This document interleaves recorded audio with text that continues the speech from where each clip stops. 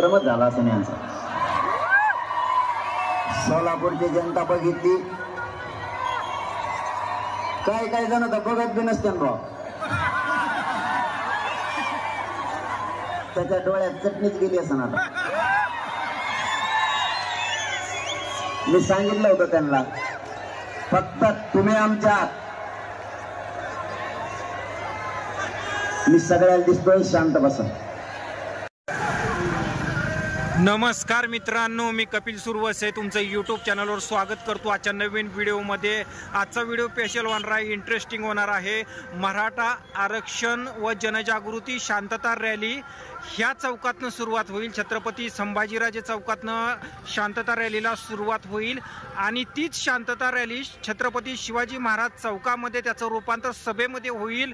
आणि ठीक 11 वाजता मनोज दादा जरंगे पाटील येतील, आपल्याला संबोधित करतील, तरुणांना संबोधित करतील आणि सरकारनं लक्षात ठेवावं, देण्यात ठेवावं, मनात ठेवावं, मराठ्यांच्या नादाला लागू नये. कुणीही असेल त्या ठिकाणी, सरकारमधलं देवेंद्र फडणवीस असतील किंवा चंद्रकांत पाटील असतील किंवा अन्य कुणी असेल, त्या ठिकाणी राज ठाकरे असतील किंवा कुणीही असेल, त्यांनी लक्षात ठेवावं की मराठा आरक्षणाच्या विरोधात जाऊ नये. छगन भुजबळ असतील, लक्ष्मण हाके असतील, ही नकली माणसं आहे ती मराठ्यावर जळते ती. तर मित्रांनो, सर्वांनी मिळून रॅलीमध्ये राहायचं आहे, आपापल्या ग्रुपमध्ये राहा, इकडे तिकडे कचरा टाकू नका.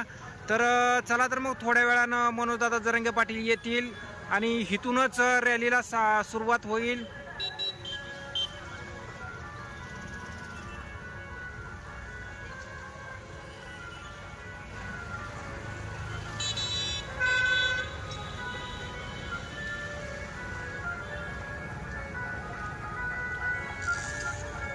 सर्वांनी मिळून शांततेच्या मार्गाने जायचं आहे. कोणताही अनुचित प्रकार घडणार नाही याची दक्षता घ्यायची आहे.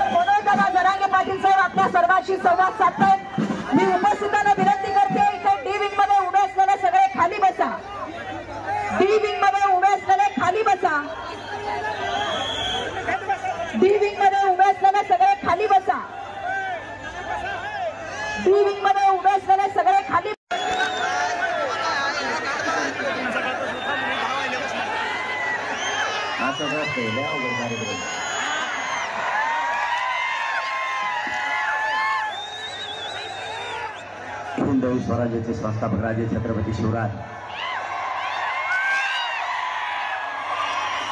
सोलापूर जिल्ह्यातील जमलेल्या माझ्या तमाम मराठा बांधवांना माझा मानाचा जय.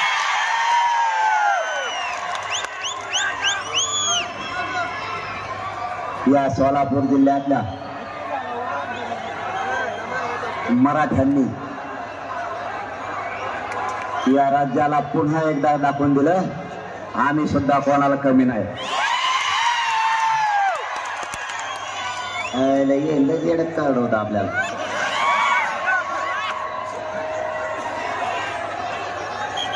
आता कार्यक्रमच झाला असं यांचा. सोलापूरची जनता बघितली काय जण तर बघत बी नसते भाऊ. त्याच्या डोळ्यात चटणीच गेली असं आता. मी सांगितलं होतं त्यांना फक्त तुम्ही आमच्या मी सगळ्याला दिसतोय शांत बसा आणि नाही दिसलं काय करता मग आता ऐकून घ्या. लाखानं लोक सकाळपासून थांबले तिथे.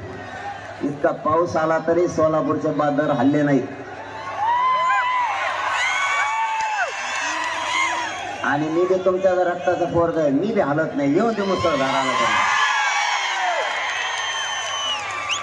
सरकारला वाटतंय पश्चिम महाराष्ट्र आणि मराठवाडा, विदर्भ, खानदेश, मुंबई, कोकण एक नाही.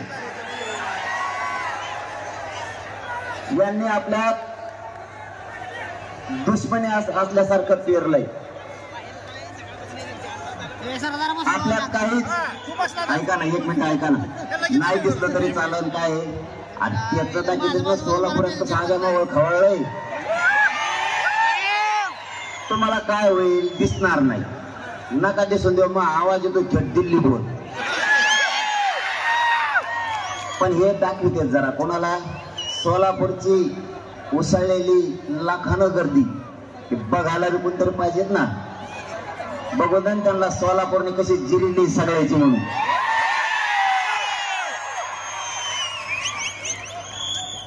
यांनी आपल्यात भेट केलाय. माय बापावर शांततेने समजून घ्या विषय आपला कुठं आलाय. नेमका मराठा कशाच्या आधारावर घेरलाय. मराठ्यांनी यांचं नेमकं काय केलं. माझी तुम्हाला सगळ्यांना विनंती, फक्त शांत बसा. 15 मिनिटात आपल्यावरती काय संकट उभा केले ते मी सांगणार आहे. तुम्हाला नाही दिसलं तरी चालेल, नका दिसून देऊ. आपल्या अस्मितेला हात घालायचं काम या लोकांनी आता केलंय. ज्या वेळेस समाजावरती, जातीवरती आणि आपल्या लेकरावरती संकट उभं राहतं, तुम्हाला उभं राहायचं जरा नाही, चला ह्या बाहेर वचवच करू नका. उभं या राजकारणाचं मुळ्यात उठिलंय बी जिरीलंय बी मराठ्यांनीच. त्याच्यामुळे यांच्यात कुठं टाइम घालता आपला खाली बसन वर बस म्हणण्यात.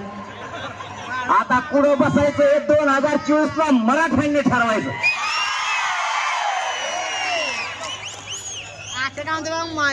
माझ्या मराठा समाज संकटात यांनी सापडलाय. माझ्या समाजाचा आणि माझा काय दोष नाही.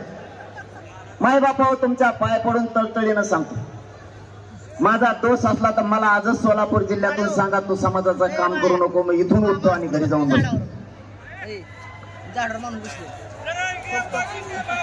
मी इमानदारीनं माझ्या समाजाची लढाई लढतोय. माझा समाज संकटात सापडला. ज्या राजकारणी लोकांना आपण मोठं केलं त्यांनीच आपला समाज अडचणीत आणायचं ठरवलं. मी इमानदारीनं काम करतो. मी यांना मॅनेजर बी होत नाही, फुटत बी नाही. हे सगळ्यात मोठं यांचं दुखणं आहे.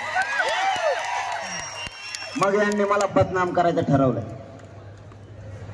यांचं म्हणणं आहे, हे जर आपल्याला फुटत नाही तर याला बदनाम करा. मायबापा तुम्हाला परवाचं उदाहरण सांगतो. माझं स्वप्न आहे माझ्या मराठ्यांचे लेकर अधिकारी बनले पाहिजे.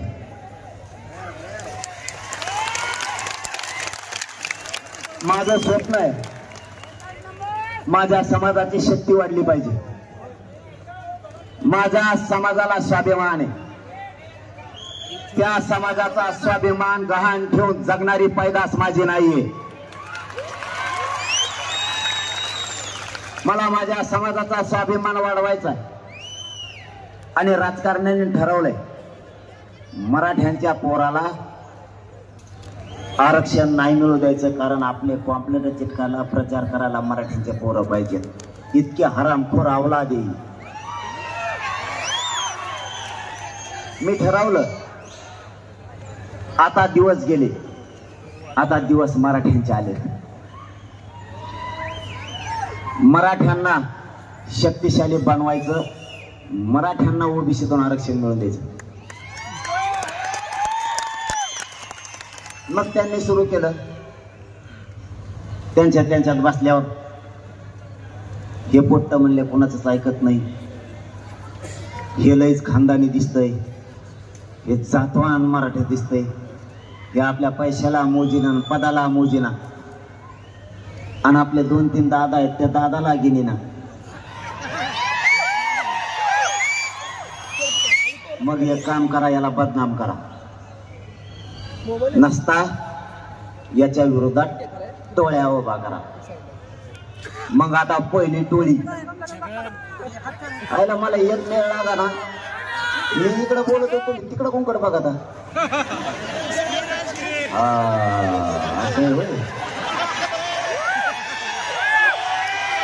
म्हणजे मराठ्याचं समजा चारही बाजून लक्ष असतं बा. कोण कोण येतो भोगाच तिकडे टीव्ही लावलेली. मला मिळत लागणार ते तिकडे कोणकडे भेताळाकडे बघत येत, कारण कोकणात ते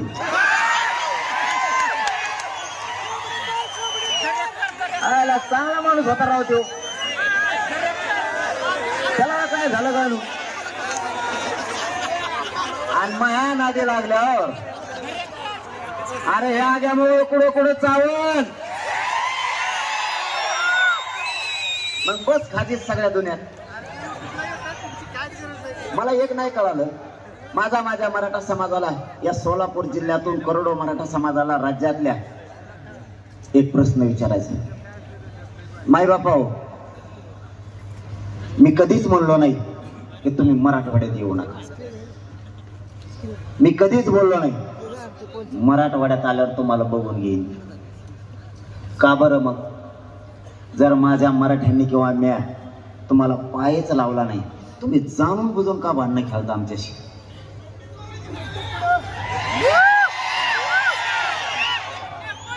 मी जर माझा समाजाचा लढा, माझं रक्त जाळून इमानदारीला लढत असलो, तुम्हाला अडचण काय? त्यांनी अडचण सांगून टाकली, मी तुम्हाला ते सांगतो. तुमच्या जर ध्यानात नसली राहिली तर त्यांनी सांगितलं मी मराठवाड्याचा तो काय करतो बघून घेतो. एक तर मी बोलिलच नाही आणि आला तरी तो मग काहीच बघू शकत नाही, कारण मी कपडे घातलेले असते तर तो काय बघतो.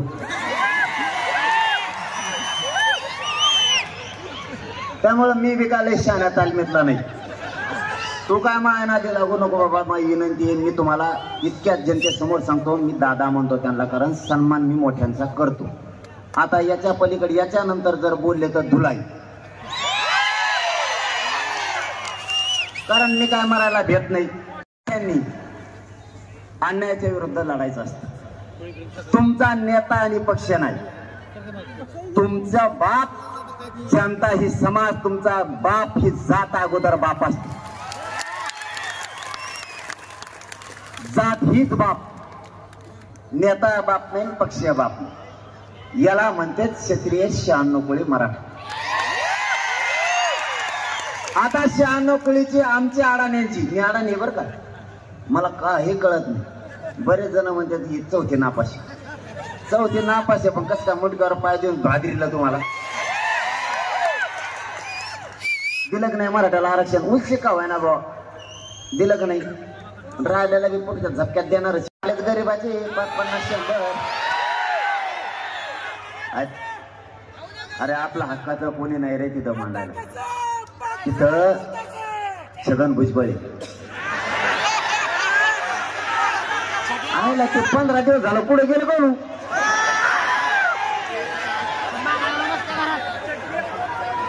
अरे आता एक गोष्ट घडली तुमच्याकडे. इथं सोलापूर जिल्ह्यात एक कार्यक्रम झाला, त्याला देवेंद्र फडणवीस साहेब आले होते. कोणत्या मतदारसंघात आले तिकडे? चल घेऊ.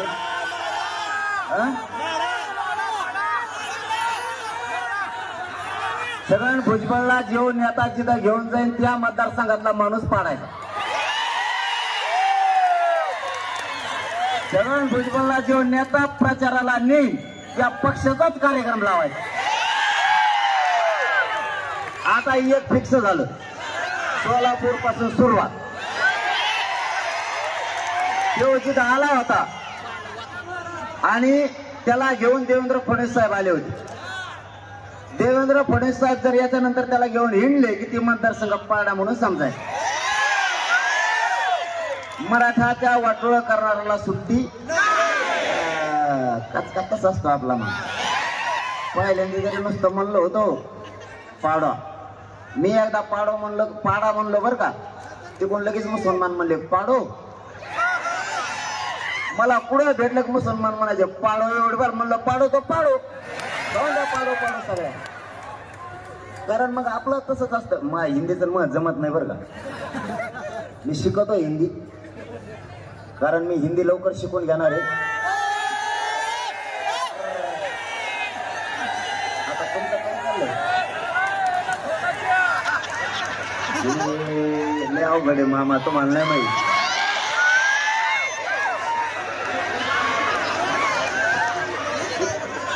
एकदा तरी पाडा पाडा म्हणलो, पण आता नावच घेऊन कार्यक्रम लावायचा.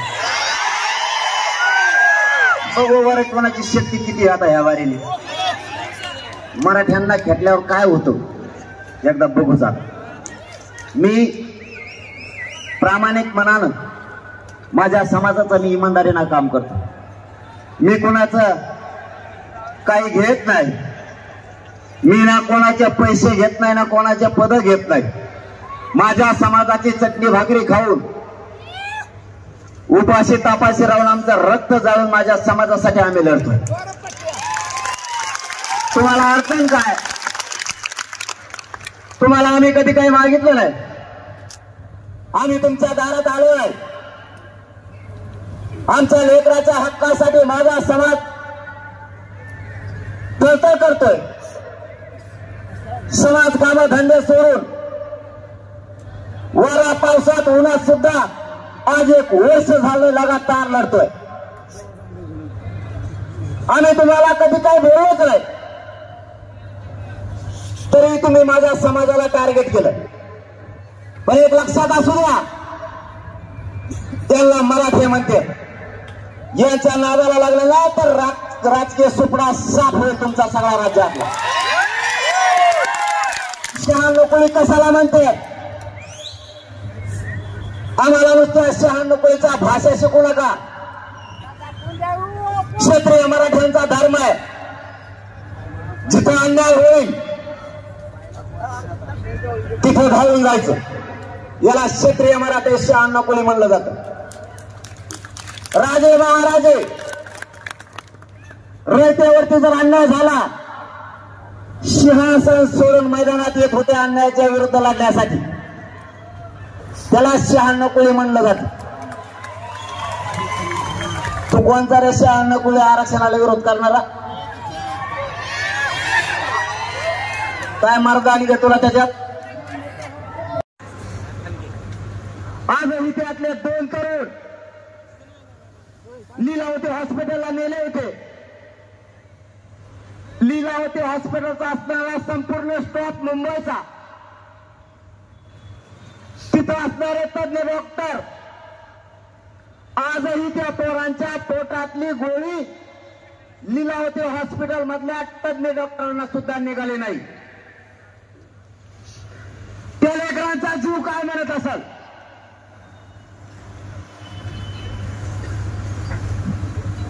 ज्या वेळेस तिथं अन्याय घडला गेला, प्राणघातक हल्ला झाला, त्या हल्ल्याच्या बाजूने न बोलता तुमचा देवेंद्र फडणवीस पोलिसांच्या बाजूने बोलला, जनतेच्या बाजूने नाही बोलला. आज तुम्ही म्हणताय आमच्या देवेंद्र फडणवीसांना बोलू नका. 96 कोळी स्वतःला जर म्हणून घेणार असाल तर सामान्य जनतेच्या बाजूने बोलायचं शिका. अत्याचारी आणि अन्यायी देवेंद्र फडणवीसांच्या बाजूने बोलायचा बंद करा.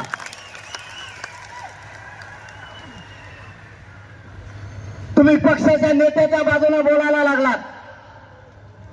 तुम्हाला वाटतंय आणि आमचा फरक आहे. तुम्ही इथून पुढे तरी समाजाच्या बाजूने बोलावं. आणि या सोलापूर नगरीतून जाहीर सांगतो, जातीवंत मराठा यापुढे स्वतःच्या लेकराच्या जातीच्या बाजूने राहील, पक्षाच्या बाजूने नेत्याच्या बाजूने जातवान अवलाद राहू शकत नाही. यापुढे जातवान मराठा घरात नाही बसू शकत. खानदानी मराठ्यांची अवलाद ही यापुढे आता पक्षाचा प्रचार नाही करू शकत. स्वतःच्या जातीचा आणि स्वतःच्या लेकराच्याच बाजूने उभा राहणारा जातवान आणि खानदानी मराठा यापुढे समजा. पक्षाला पण मोठं तुम्ही मानता कशामुळे? ज्या पक्षाला आपण मोठं केलं 4ही सांगतो आम्ही, 4चे 6 झाले वाटतात. हात काढा जरा मोबाईल सगळं का ती साम टीव्ही ती सगळं येत आहे सगळं दिसतंय संध्याकाळी. मराठीची गोष्टी असते. त्यामुळे मुंबईला जायचंच नको म्हणतो. लाईव्ह चालू आहे ते म्हणतात मुंबईला चला. ती त्यांना इकडे आम्हाला ह्याला जाऊ द्या तिथे.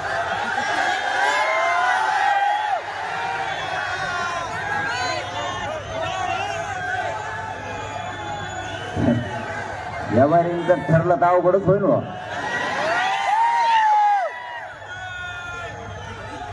हाय डोक्यात माया पण येतात का धोरणाला बघू. आपलं कसं काम आहे संयमी म्हणून आंदोलन टिकलं आणि मराठ्यांची शान त्यामुळे वाढली, कारण मला मराठ्यांची शान नाही जाऊ द्यायची. तुमची शान कधीच जाऊ देणार नाही म्हणून संयमाने चाललंय आपलं.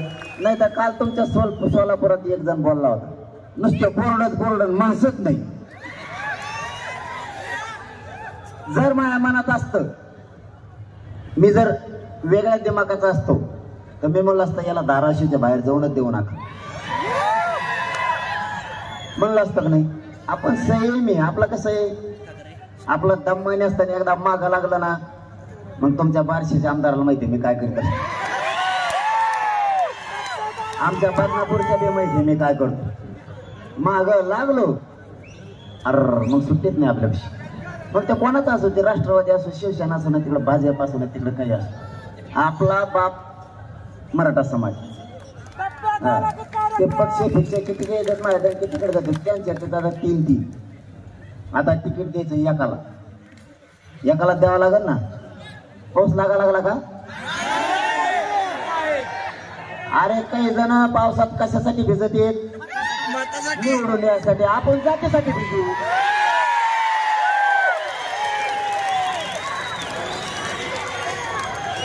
मग स्वार्थ कशासाठी, मग जात मोठी करण्यात. त्यांचा स्वार्थ कशासाठी, किती येतात बोजा रे एकदा येणारच नाही काय मोज तो. पावसात झोपतीच नाही तर उन्हात झोप. आता मराठी काही जेवून देत नसतात कोणाच. इथून पुढं यांचे झाले 3-3, त्यातले अर्धे येतात माझ्याकडे. ते म्हणतात त्याला तिकीट दिलं आमचं काय होईल. म्हणलं मला काय माहिती हो काय होईल ते म्हणतात मग जाऊ द्या. ते जर निवडून आलं ना 5 वर्ष आम्हाला वाट बघायला लागेल. त्याच्यापेक्षा तुम्ही दिलेलाच निवडून आणतो, त्याला पडीत होतोच आम्ही. त्यांच्यातच झुपलंय तिकीट वाटायच्या आधी. आपलं साधलं ना, मग आपला गरीब माणूस द्यायचा. पण एक सांगतो हा, एकच द्या.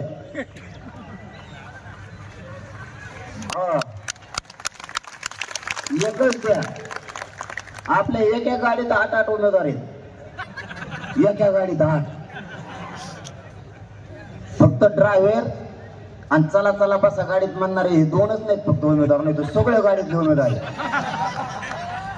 कारण माझ्याकडे एक जण आलता, तो म्हणला एवढ्या बार माझ्यावर ध्यान ठेवा, मी पक्का निवडून येणार. म्हणलं आमचं 29 तारखेला ठरणार आहे बाबा, नंतर सांगू.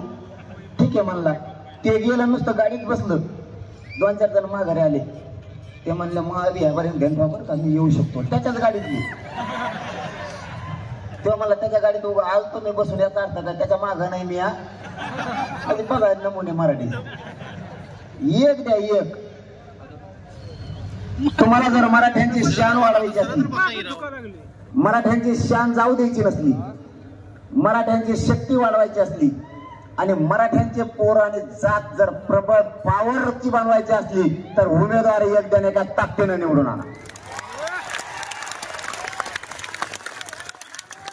आणि जर समाजाने एक दिला